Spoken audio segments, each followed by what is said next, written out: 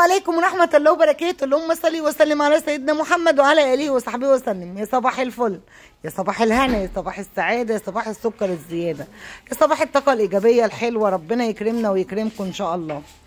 أنا بقى معرفش كده طرقت في دماغي إن أنا عايزة أظبط إضاءة الشقة. إضاءة الشقة عندي صعب قوي، وعلشان التصوير كمان معايا بستهلك كمية إضاءات.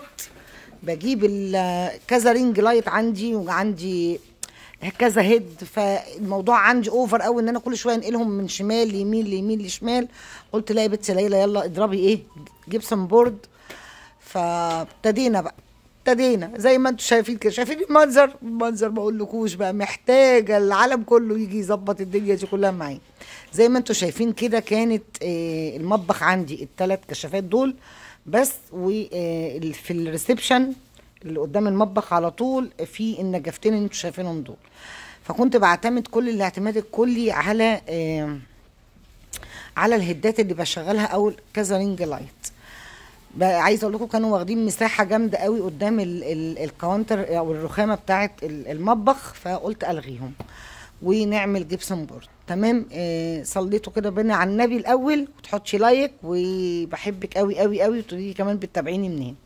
ابتدوا بقى هنا الباشمهندس، كلمت باشمهندس يجي يعمل لي بقى كل حاجه كل حاجه كل حاجه. تمام. نزل لي بقى باشمهندس كده الله اكبر عليه صراحه، ربنا يبارك له ويصلح له حاله ان شاء الله. شغله ما شاء الله ما شاء الله. ده كده الجبس بعد ما تركب اهو لسه بيكملوا. هيعمل لي هنا في النص، هتشوفوا دلوقتي هيعمل لي ايه. وبرده حطينا في المطبخ زي ما انتم شايفين كده. شفتوا المطبخ الاول وشفتوه دلوقتي لما اتغلف كده. وكنت بس عايزه اقول كلمتين كده بس محشورين في لساني مش في زوري عن لقطه الفيديو اللي انا نزلتها امبارح. هنا كنت بعمل عصير برتقان، بروق بقى على الصناعيه، ربنا يكرمهم يا رب ويديهم الصحه ويبارك لهم.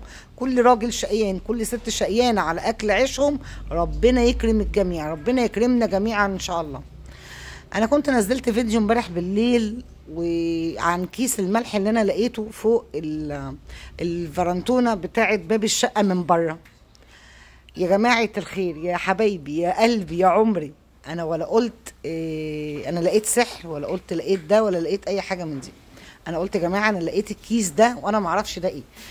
هبد بقى فظيع لقيته في الكومنتات ما شاء الله ما شاء الله. يعني ده تلاقي الصنايعي كان بياكل وحط كيس الملح، هيحطه فوق، هيجيب سلم ويحطه ويقف على السلم، يطلع على السلم عشان يحط كيس الملح فوق. ليه يا قلبهم؟ ليه يا اخويا؟ هو فاضي قوي كده؟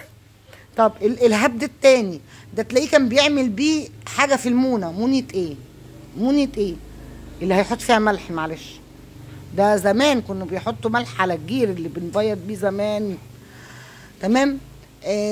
تالت هبده ده ممكن يكون الصنايعي اللي كان بيركب الباب. صنايعي بيركب باب، ايه دخل الملح في الموضوع يعني؟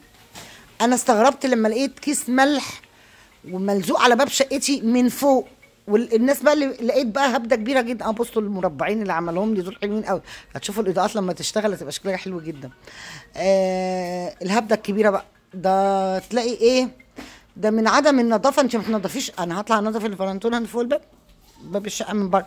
والناس اللي بتقول لي ده السكان اللي قبلك، سكان قبلي ايه؟ انا واخده الشقه دي طوب احمر، انا اول ساكنه سكنت في العماره دي.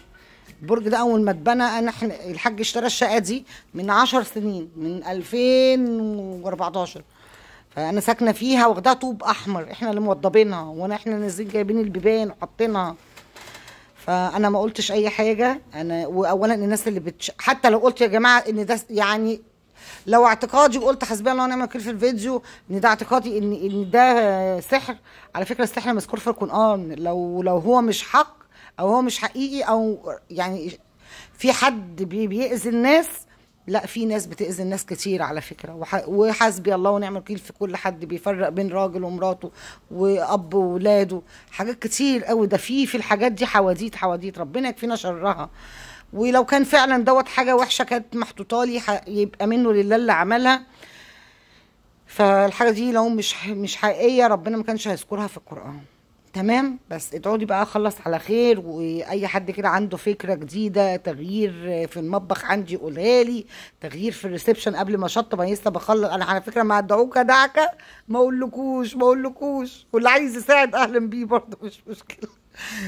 يا رب يديك ويدينا. وانا بقى قلت بقى طالما عملت ده كده، فقلنا بقى ناخد ايه وش نظافه للريسبشن والشقه عامه كلها. وادعوا لي دعوه حلوه من قلبكم، وبحبكم قوي قوي، والسلام عليكم.